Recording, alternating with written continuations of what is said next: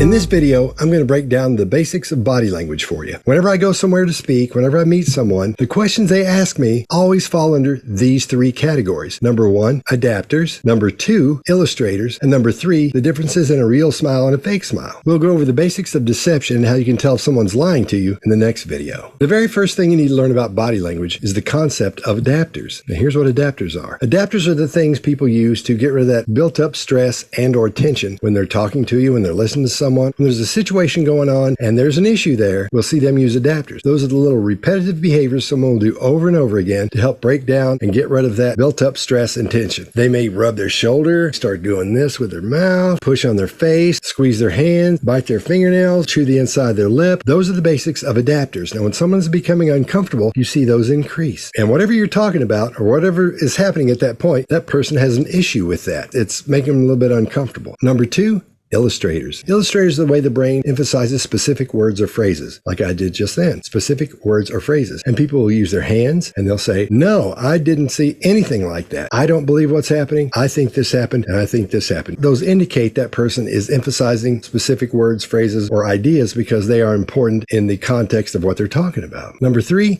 the differences in a real smile and a fake smile. Now, back in the late 1800s, there was a fellow named Duchenne de Bologna, and he's the guy that first got into the studies of facial expressions that dealt with smiles. Are they real or are they fake? And there are a couple of cues that are going to let you know whether they're real or fake. Now, a lot of people say, oh, the way you can tell every time if there's a little wrinkle right there by their eye. If I squint, that happens. But there's a difference in that squint. People who are just regular old smiling, you won't see much of a wrinkle there. Sometimes they'll squint their eyes some and you will see that wrinkle. However, the wrinkle you're looking for doesn't come down like this. It comes at an angle like this. Reason being, that's your brain making that happen, not you. When you really feel an emotion, your brain makes your face do things that you can't do a lot of the time. And that's one of them. So when you see someone squinted and they're smiling, that's one thing. But when their squint starts at an angle over here, like this, instead of just squishing down like that, that's when you know it's real. If you're interested in body language and human behavior, check out bodylanguagetactics.com.